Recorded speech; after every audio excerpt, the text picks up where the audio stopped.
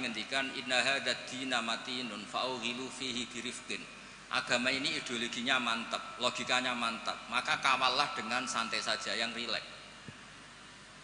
Saya beri analogi begini, 2 tambah 2 itu kan 4. Perlu nggak kamu ngotot kampanye 2 tambah 2 4? Nggak perlu kan? Karena kebenaran 2 tambah 2 4 itu kebenaran yang mantap. Jadi sampean ra usah mati-matian belo ahli sunnah sampai menafikan yang lain, terus mengadili yang lain. Itu cara sekarang malah kontraproduktif karena menjadi ideologi yang mengancam, bukan ideologi yang merangkul.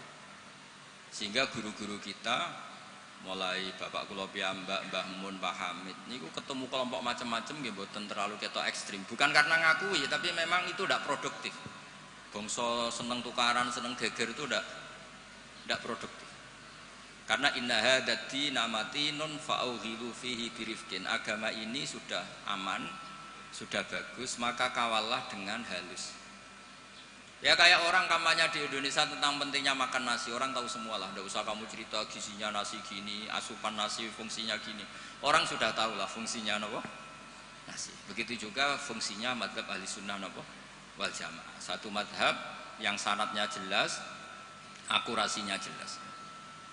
Nah saya tak cerita tentang sanadnya Pak Hamid. Pak Hamid dulu diantaranya tentu ngaji sama abahnya sendiri, Kiai Abdullah. Karena itu sudah babul ilm, darul ilm, sudah komunitas ilmu.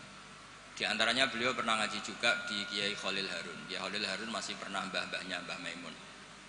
Terus ngaji sama Mbah Dimyati di Termas. Mbah Dimyati itu adik kandungnya Kiai Mahfud At-Turmusi.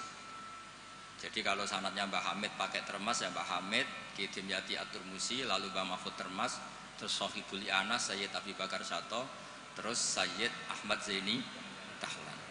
Sayyid Zaini Dahlan ini gurunya Syekhona Khalil ketika mondok di Mekah. Jadi semuanya ketemu, termasuk Mbah Siddiq dulu ngaji, Mbah Siddiq sini, keluarga sini ngaji sama Syekhona Khalil, itu langsung ke Sayyid Zaini Dahlan. Ya. Pun nomor gimana? Oh, kesibuk. Nah, kenapa sanad itu penting? Begini, saya beri analogi. Tag itu liar. Karena tag itu mau tidak mau harus pakai lafaz. Kata-kata itu bisa jami'un likulli afrodi. Ini sekaligus mukaddimah untuk ukhalnya Mbah Hamid. Makanya ketika Mbah Hamid dipuji sebagai pakar usul fikih, beliau juga ngaji Jamul Jama, itu saya senang. Karena di situ nanti ada taqyidul mutlak bil muqayyad atau taqyidul am bil mukhassis. Saya ulang lagi ya. Itu penting. Karena jika lafaz umum itu ditetapkan sebagai umum, maka akibatnya, saya ulang lagi,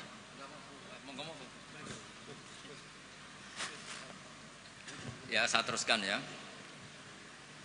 Andai kan tidak ada sanad keulamaan, saya ulang lagi, kalau tidak ada sanad keulamaan dan orang memahami Quran dengan letter, apalagi dengan harfiah, apalagi orang ini, kelompok ini berjanji tidak akan menambahkan sedikit pun apa yang ada di Quran, maka tingkat menyesatkannya itu bahaya sekali. Bukan sekedar bahaya sekali.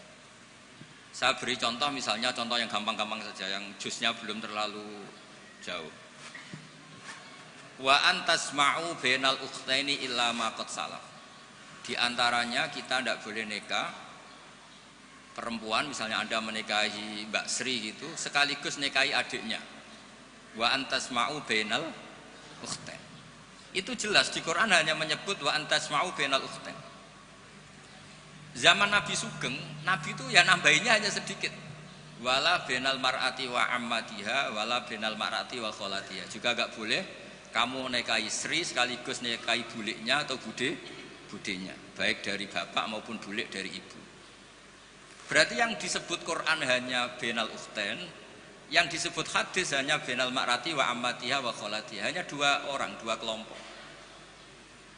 Sementara tidak menyebut wala bainal mar'ati wa jaddatiha.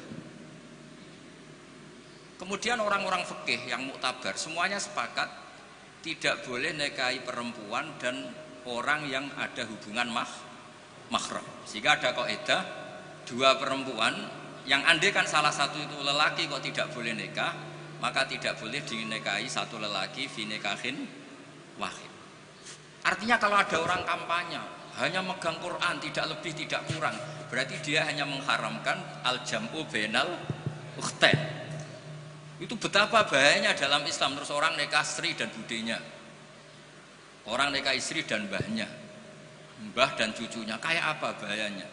Mereka sudah pongah berkampanye tidak boleh menambahkan apa yang ada di Quran. Tapi barokahnya ngaji sama mas saya, termasuk tadi Mbak Hamid ngaji Jamul Jame', di situ ada kaidah ilmu namanya balaghah. Wa antasma'u bainal ukhtain tu mimba bi itlaqil ba'di wa iradatil kul. Jadi atau itlaqul juz wa iradatil kul. Yang disebut hanya sebagian, tapi yang dimaksud semua perempuan yang ada hubungan mahram itu tidak boleh dinikahi fi waqtin wahid. Nah, hal-hal seperti itu kan kayak keren. Orang kampanye kembali ke Quran, tidak mengurangi dan tidak menambahi. Tapi terus kayak apa bahayanya ketika orang hanya berpegangan wa antasma'u bainal ukhtain. Maka ciri utama ahli sunnah itu maknani Quran dan hadis itu berdasar sanad. Ya seperti yang saya terangkan tadi.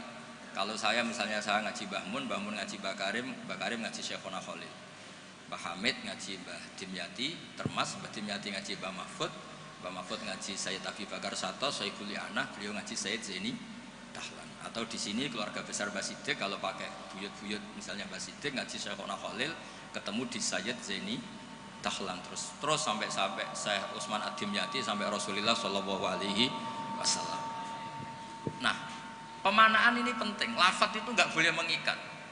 Makanya kata Ibnu Hajar Al-Asqalani, jika Anda terikat oleh lafaz, orang basuh wajah tidak sempurna itu nggak apa-apa, tangan yang nggak sempurna nggak apa-apa. Karena yang ada itu wailun lil aqabi minan nar. Basuh polok yang tidak sempurna diancam Nabi itu neraka, tapi Nabi tidak ngendikan wailun lil yad minan nar. Wailun lil wajhi minan nar. Nah, ini kalau di usul fikih disebut mimba biwaqi'ati ainin. Karena yang wudu itu salahnya dibasuh tungkat tumit ya. Ya, ada orang wudu yang lupa tumitnya enggak kebasuh. Karena kejadiannya seperti itu Nabi ngendikan wailun lil aqab minan nar. Apa tidak well juga ketika orang tidak membasuh tangannya secara sempurna? Apa tidak well juga ketika orang tidak basuh wajahnya secara sempurna? Kan sama-sama well. Tapi ini tidak disebut Rasulullah Shallallahu alaihi.